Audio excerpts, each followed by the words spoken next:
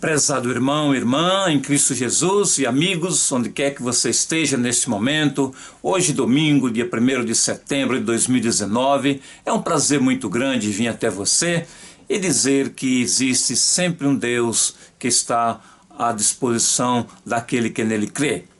A passagem de hoje que eu vou falar é baseada em Romanos, no capítulo 3, uma passagem muito conhecida.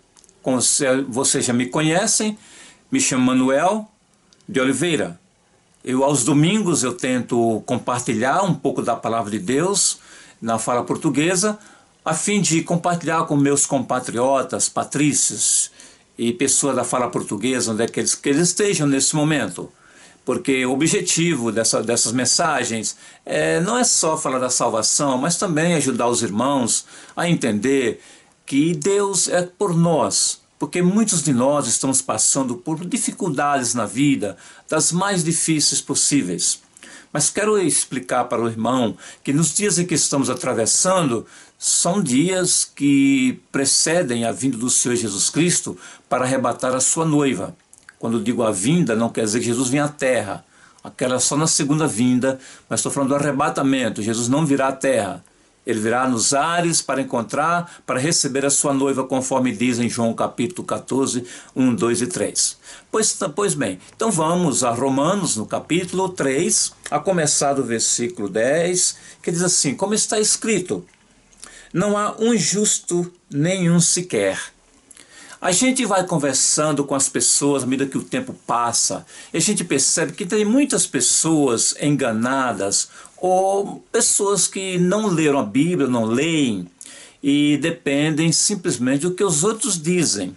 Eu aconselho nesse caso, cada um pegar a sua Bíblia, principalmente a Bíblia antiga, aquela corrigida, aquela corrigida do antiga do Almeida, que era chamada a Bíblia do Obreiro. Eu sempre falo isso aos domingos, nas mensagens, porque muitos não ouviram ainda, então não me conhecem, então sempre relembro aos meus ouvintes a dizer isso, que a Bíblia, aquela antiga, que é a fidedigna. Pois bem, não há um justo. A Bíblia diz lá em Isaías que todos, como ovelhas, se desviaram do caminho santo do Senhor. O ser humano, por vindo de uma herança pecaminosa dos nossos primeiros pais, Adão e Eva, que foram criados dessa terra, do pó da terra. Depois a gente fala do segundo Adão, aquele que é espiritual, que veio dos céus.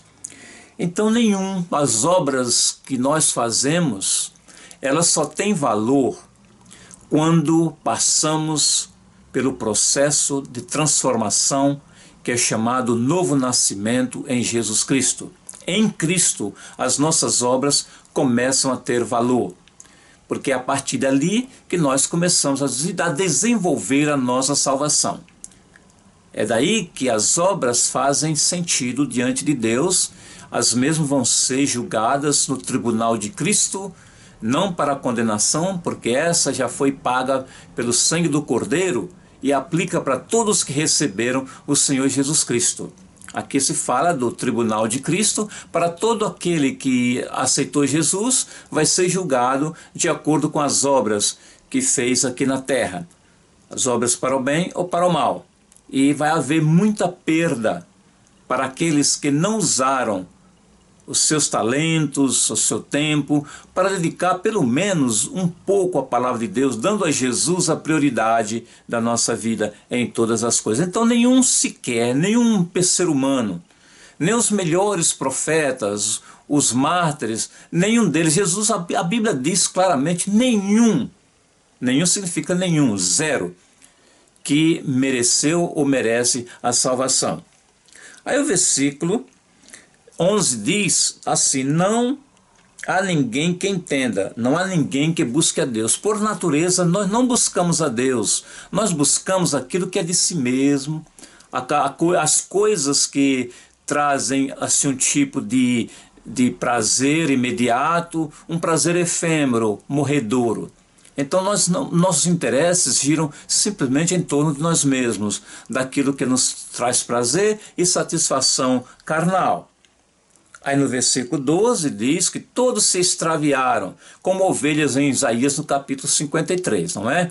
Todos se extraviaram. Por causa disso, o Senhor Jesus, mandado pelo Pai, sacrificou sua vida, sendo cuspido, sendo escorneado pelas pessoas, e por isso ele, entendendo as nossas fraquezas, passando por todo esse vexame, essa vergonha, por amor a nós, ele deu sua vida, derramou seu sangue, o qual purifica o pecado de todo aquele que crê e se arrepende, é claro, né? Então diz assim, e fizeram inúteis, todos nós por natureza éramos inúteis, não servíamos para nada. As nossas justiças, que na realidade não são consideradas como trapo de imundícia. O trapo de imundícia serve para nada, essa é para jogar no lixo. Então, não há quem faça o bem, não há nenhum só. Ah, mas Salomão foi um grande homem, caiu. Davi, o homem segundo o coração de Deus, caiu, se restaurou, não tem dúvida. Então, houve aqueles que não chegaram a cair no sentido queda, como diz, adultério, ou coisas assim, pecados grossos, como assassinatos, ou ladroices. Mas mesmo assim a natureza daquela ou dessa pessoa é pecaminosa por causa da origem. A origem do pecado está naquela pessoa, a raiz está no coração. Então, por muito que nós fazemos ou fizemos, ela não tem, sem Jesus, valor nenhum. É como diz os trapos de imundícia, não servem para nada. Aí vamos para o versículo 20. Por isso nenhuma carne será justificada diante dele, diante de Deus, pelas obras da lei. Ninguém conseguiu seguir, obedecer todas as leis do Pentateuco, muito menos os 10 mandamentos. Na lei do Torá, por exemplo, no Antigo Testamento, Deus deu muitas leis, pelo menos 613 leis, que englobam as leis cerimoniais, que não aplicam para aqueles que têm a sua fé em Jesus Cristo. Só como o Senhor Jesus facilitou. Era impossível uma pessoa ser salva nos seus próprios méritos.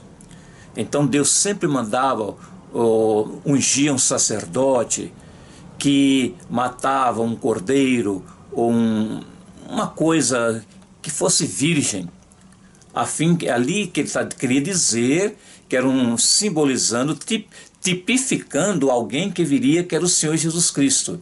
Então aquele sacerdote era temporário, mesmo aquilo que ele fazia era para purificar os seus próprios pecados e os pecados daqueles que se arrependiam ou daqueles que faziam parte da comunidade.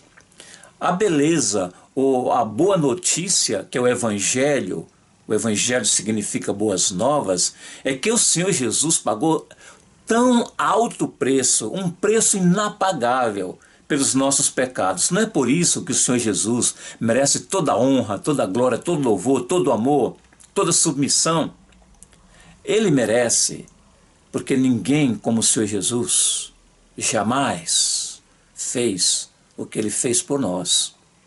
Pode juntar todos os líderes mundiais de todas as religiões do mundo, todos eles eram falhos.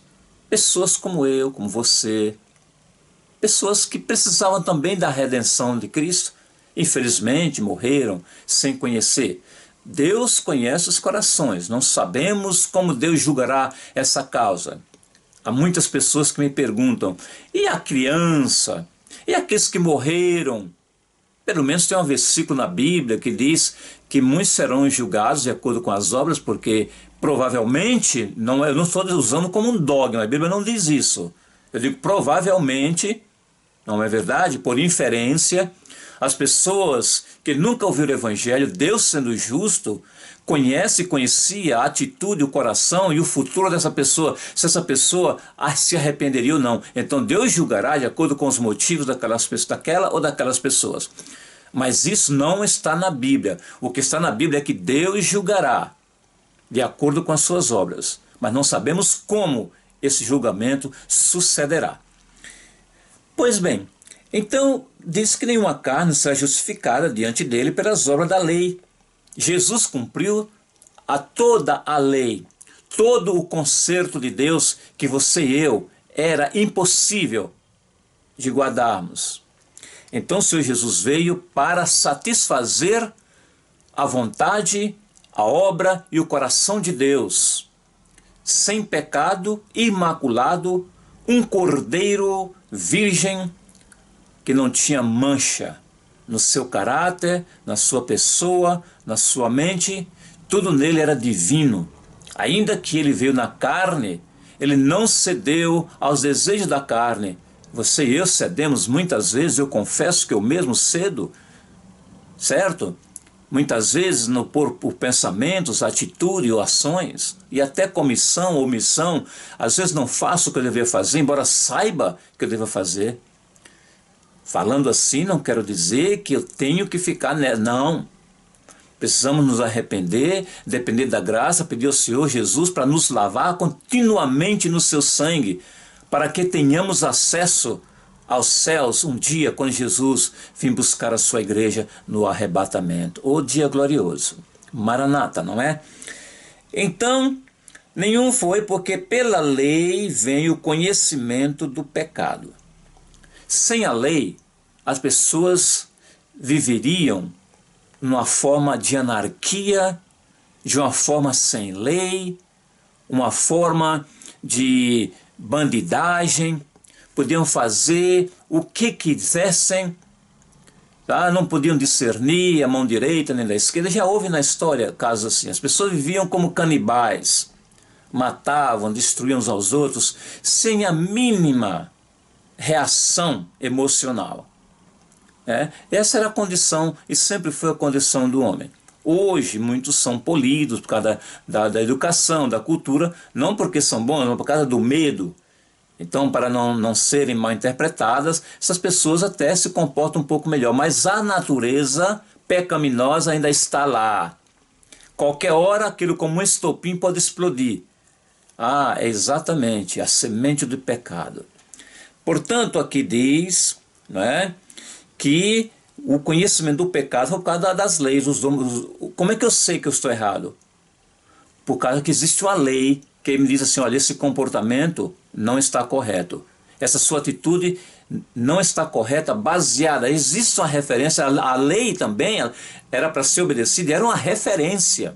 O que é certo, o que é errado. Senão, vivemos num mundo relativístico, que qualquer pessoa pode dizer, fazer sua própria verdade. Não é assim. Só existe uma verdade. Jesus disse em João 14, versículo 6, eu sou o caminho, a verdade e a vida. Finalmente, diz aqui, nos últimos 2 versículos, os quais vou discorrer agora, que são os versículos 22 e 23. 22. Isto é, a justiça de Deus pela fé, não as obras, em Jesus Cristo, não nos gurus, não nos professores, não nos profetas, em Jesus, para todos, entendeu? Para todos e sobre todos os que creem, não todos que trabalham. A fé produz trabalho, mas o trabalho não produz fé. Essa fé vem do Senhor Jesus Cristo quando nos arrependemos dos nossos pecados.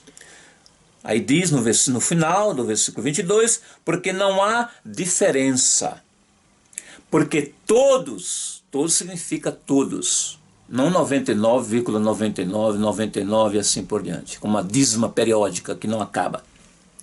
Você pode fazer 99 faltando um átomo para alcançar o 100. É considerado como nada, irredutível. Não tem acesso à divindade, à pureza e os céus. Não tem condição. É só o sangue de Jesus que pode purificar esses terríveis, esses ferrugens pecaminosos que ancoramos em nossa natureza humana. Porque todos pecaram, incluindo os profetas, os melhores homens e mulheres, as crianças também, todos pecaram. E daí estão destituídos separados da glória de Deus.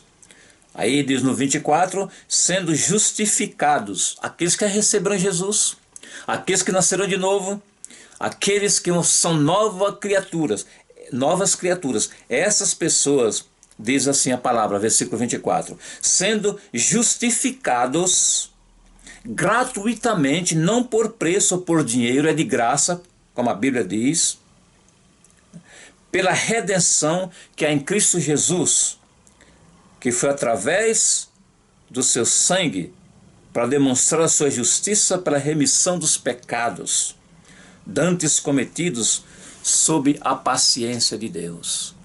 Que bênção! Essa é a gloriosa promessa. Esse é o glorioso amor que Deus demonstrou para com todos nós. Não merece seguir Jesus. Não merece dizer, Jesus, vem na minha vida. Tu és tudo. Eu sou perdido, um pecador. Eu vivo na minha insignificância. Eu preciso de Ti. Eu creio em Ti. Portanto, finalmente, eu quero pedir a você que não é crente, você que está ouvindo ou vai ouvir esse vídeo, é no YouTube. Se você não é membro ainda da Faça, você pode fazer, né, no canal e ouvir essas mensagens semanalmente. Então, aqui vai o convite. Eu não posso concluir essa mensagem sem fazer um apelo para você. O apelo é esse. Dê sua vida a Jesus. Confia nele. Ele morreu pelos seus pecados. Você pode dizer, são tantos pecados que eu já cometi. Olha, a boa notícia é essa, que Jesus morreu por todos. E você que acha que não tem pecado, a Bíblia diz que todos pecaram. Você está incluído naquele todos. Naqueles todos, você está incluído, porque você é um ser humano. Nasceu de um homem e mulher que vieram do primeiro Adão. Mas o segundo Adão, você precisa receber o segundo Adão, Jesus Cristo, porque o primeiro já está na sua natureza. Você não precisa recebê-lo. Mas o segundo você não tem, você precisa, venha ao meu coração, Senhor Jesus Cristo. Transforma a minha vida. Ajuda-me, eu não tenho forças, ajuda-me a fazer uma decisão. E a partir de hoje seguir somente a Tua palavra, te obedecer, ser uma bênção, trabalhar no reino, visitar os enfermos, ir aos hospitais, os que estão na prisão, ir pelas ruas, demonstrando o Teu amor e a Tua glória. E assim faz, assim Jesus, depois faz uma oração, dizendo, Jesus, entra no meu coração, eu sou um pecador, Tu morreste na cruz pelos meus pecados, a partir de hoje eu recebo, a partir desse momento, eu recebo a Tua promessa, pela fé, que é a salvação que Tu compraste na cruz. E faz-me pronto para aquele dia, quando vieres arrebatar a Tua noiva, eu estar contigo e não ser deixado para trás. Em nome do Pai, e do Filho e do Espírito Santo. Muito obrigado, Jesus, pela salvação. Amém. Fazendo uma oração dessa ou semelhante a essa, porque não importa, que não é uma fórmula. Você pode estar no seu quarto e, oh Deus, salva-me. E usa com atitude, com toda atitude, certo? E todo o desejo do seu coração. Porque Deus conhece a atitude e os motivos. E Deus vai ouvir essa oração. E você vai ser uma bênção e vai viver uma vida completamente diferente e transformada. Amém.